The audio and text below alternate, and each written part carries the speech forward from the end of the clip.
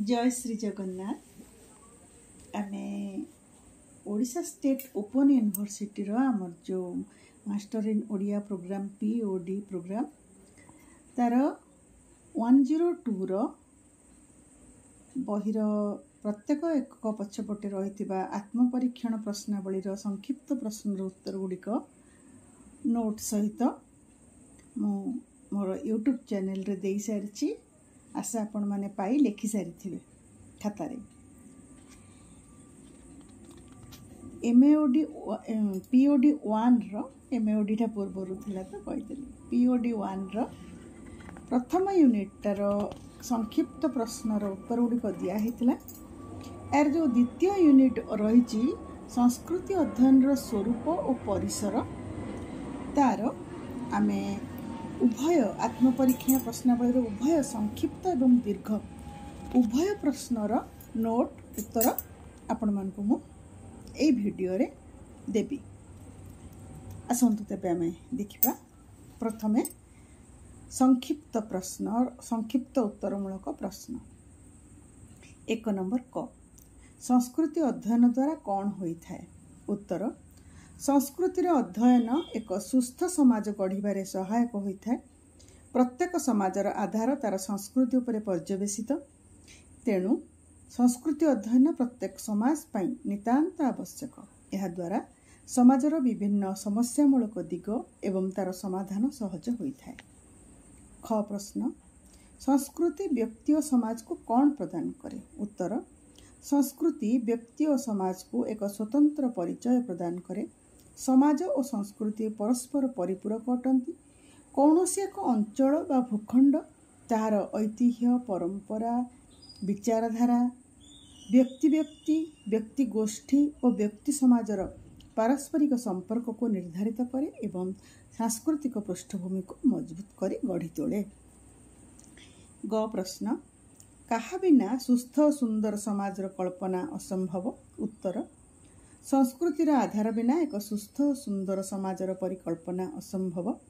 व्यक्तिगत स्तर रे यह व्यक्ति को मार्जित श्रृंखलित करने सहित तार व्यक्तित्व विकास रे सहायक होइथाय एवं गोष्ठीगत स्तर रे समाज रे मूल्यबोध प्रतिष्ठा करने सहित उचित दिग्दर्शन देइथाय। घ प्रश्न संस्कृतिर दुईटी लक्षण लेख। उत्तर संस्कृतिर दुईटी लक्षण है संस्कृति एक अर्जित बा शिक्षणीय प्रक्रिया, बंचिबार कला, जीवनर लक्ष्य प्रवृत्ति अभ्यास कथा कहिबार ढंग आज यही निर्दिष्ट समाजर संस्कृति माध्यम रे शिखे। दुई है संस्कृति एक क्रमवर्धिष्णु प्रक्रिया, समाज और समयर आवश्यकता अनुଯାयी संस्कृतिर परिसीमा रे वृद्धि घटे, पीढ़ी पर पीढ़ी संस्कृतिर नवीकरण चली थाए। प्रश्न संस्कृति काहेकि परिवर्तनशील? उत्तर संस्कृति को बांधि रखी हुए नहीं, यार प्रवाह चिरगतिशील। यह को आबद्ध करी रखिले यह समाज पाई अनावश्यक हो पड़े। तेणु समय स्रोत रे संस्कृति सबु नूतनता को सांगरे धरी आग को बढ़े। बाधा प्रतिरोध सत्वे संस्कृति एक निर्दिष्ट विचार बोधर बेष्टनी रे बहुकाल पाई बांधि होई रही पारे नहीं। तेणु संस्कृति नित्य निरंतर परिवर्तनशील। च प्रश्न समाजर केउ अंश गुड़ी को जनप्रिय संस्कृति कहा जाए? उत्तर जनप्रिय संस्कृति कहिले साधारणतः बहु लोकों द्वारा प्रचलित रीति नीति रुचि और जीवन शैली को बुझाई थाए। यह चित्त विनोदन प्रक्रिया ठारू आरंभ करी रंधन कला, अवसर विनोदन, चित्त विनोदन, खेलकूद, गीत संगीत, नृत्य आदि को मध्य बुझाई थाए। ये हरला आमर संक्षिप्त प्रश्नर उत्तर। वर्तमान आम दीर्घ उत्तरमूलक प्रश्न जो रही तार उत्तर गुड़िक आलोचना करवा नोट सहित। 2 नंबर क प्रश्न संस्कृतिर संज्ञा और स्वरूप आलोचना कर। उत्तर साहित्य कौनसी क्षेत्र रे बा कौनसी जुगरे जनजीवन ठारू पृथक होई भिन्न मार्ग रे गति करी नाही। जीवन सहित एहार संपर्क अविच्छेद्य। मानव जीवन सहित तार संस्कृति क्यों आवाहमान कालरू जड़ित होई रहिछि। साहित्य जदि मानव भावावेगर कलात्मक बाह्य परिप्रकाश हुए तेबे संस्कृति हेब तार अंतरात्मा। साहित्य शरीर हेले संस्कृति तार आत्मा।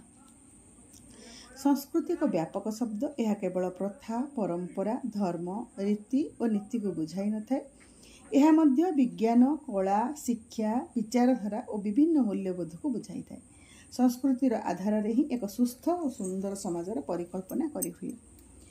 व्यक्तिगत स्तर एवं गोष्ठीगत स्तर उभय स्तर रे संस्कृतिर आवश्यकता रही।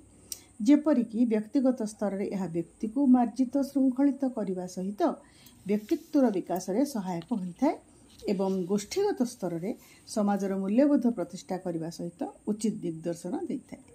समाजर सबु व्यवस्था एवं व्यक्तिर संपूर्ण जीवन संस्कृति आधार रे पर्यवेसित। मानवर प्रत्येक मनोभाव, कार्यशैली और विभिन्न कर्मधारा संस्कृति द्वारा प्रभावित। संस्कृतिर मूल्यबोधर आधार रे समाज व्यवस्था परिचालित।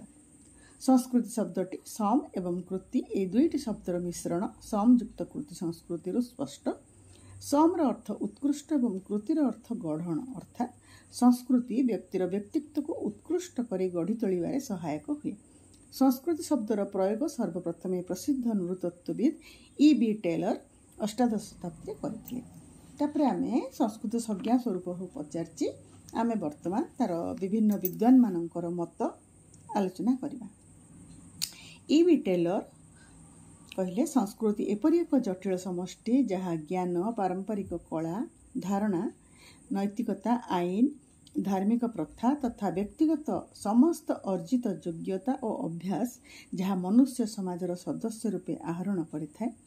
मैक आइभर एवं पेज कहले संस्कृति आमर दैनंदिन जीवन यापन प्रणाली रे लुकायित चिंताधारा, साहित्य, धर्म, कला, मनोरंजन तथा आनंद रे प्रतिफलित होइतिबा निजस्व प्रकृतिर अभिव्यक्ति हटे। लापियर कहले वंशानुक्रम एक सामाजिक समूह माध्यम जहाँ शिक्षा लाभ करिथाए एवं विभिन्न प्रथा, परंपरा प्रभृति रे जहाँ सन्निवेश थाए ताहाको संस्कृति कहा जाए। बी मालिनोस्की कहले संस्कृति मनुष्यर हाथगढ़ा सृष्टि जहाँ माध्यम से तार लक्ष्य गुड़िक पूरण करिथाए। संस्कृति एक संपत्ति नुहे, यह एक जीवन जहाँकि अगणित नर नारी को परंपरा क्रमे अनुप्राणित करिथाए एवं सेमानंकर दैनंदिन जीवन और चलनीर अविच्छेद अंग भाव में प्रतिष्ठा लाभ करिथाए। संस्कृति व्यक्ति और समाजर समस्त आवश्यकता को पूर्ण करिथाए। तापर प्रश्न अछि संस्कृति और समाज किपरि अंगांगी भाव में जड़ित। एगुड़िक मु 15 नंबर प्रश्नर उत्तर पाई नोट देछि। यदि 5 नंबर कि 10 नंबर पड़ला ताको आपण माने सर्ट करके आउरी लिखिबे। अच्छा, यार उत्तर आम देखिबा। संस्कृतिर आधार बिना एक सुस्थ सुंदर समाजर परिकल्पना असंभव। मानवर व्यक्तित्व एवं समाज को संस्कृति अधिक प्रभावित करिथाए। मानवर समस्त व्यवहार तथा सामाजिक जीवनर विभिन्न पक्ष को प्रभावित करिबारे संस्कृतिर भूमिका अत्यंत गुरुत्वपूर्ण। अर्थात संस्कृति तथा समाज परस्पर संबंधित होइथाନ୍ତି। चिंता चेतनार सामूहिक प्रकाश जदि संस्कृति हुए तेबे मानवर सामूहिक प्रकाश अटे। समाज रे बंची रहिबार कला शिखाई थाए संस्कृति। सामूहिक जीवनर नैतिकता, आदर्श, आचार विचार, देवादेवी, जानियात्रा, पर्वपर्वाणी, सामाजिक रीतिनीति, भाषा, साहित्य, धर्म, राजनीति, कला, स्थापत्य, विश्वास, अविश्वास, खाद्य पदार्थ और व्यवहार रे संस्कृति प्रतिफलित हुए एवं यह समाज रे ही साधित होइथाए। संस्कृति और समाज उभय परस्पर परिपूरक। मनुष्य एक सामाजिक प्राणी एवं तत्सहित सांस्कृतिक प्राणी। समाज बिना संस्कृतिर परिचय नहीं। व्यक्ति, समाज और संस्कृति परस्पर को प्रभावित करि आछि। संस्कृति और समाज तेणु अंगांगी भाव में जड़ित। निम्न रे सेसबुर दिग को आलोचना करिबा। पॉइंट देकरी करा जाइछि। यार 8टी पॉइंट दिया जाइछि। एक, व्यक्तित्व गठन में सहायक। व्यक्तिर आचार व्यवहार और विचारधारा संस्कृति द्वारा स्थिरीकृत होता है। समाज माध्यम साधारण रीतिनीति सब मनुष्यर व्यक्तित्व गठन में सहायक हुए जहाँ से जन्मरू शिखी आसुए। उदाहरण संस्कृति माध्यम मनीष पोशाक, खाद्यपेय, धर्म धारणा, आचार विचार इत्यादि जीवनचर्या मनीष शिखी थाए। तापर है 2 नंबर चरित्र गठन में सहायक संस्कृति। व्यक्तिर चरित्र गठन पर संस्कृति सहायक होता है। व्यक्तिर चरित्र से समाजर सांस्कृतिक मूल्यबोध पर निर्भर करे एवं मुक्त समाज व्यक्तिर चरित्र निर्माण में साहाय्य करे। 3, परिचय प्रदान सहायक। संस्कृति व्यक्ति को परिचय प्रदान करे। प्रत्येक व्यक्ति निज संस्कृति सहित एक भावर बंधन जड़ित थाए।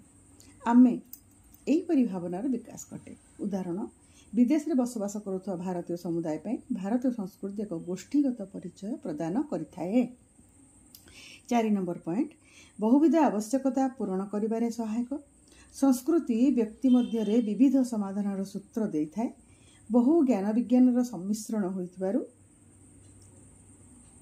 व्यक्तिगत बहुविध आवश्यकता पूरण करिबारे सहायक होइथाए।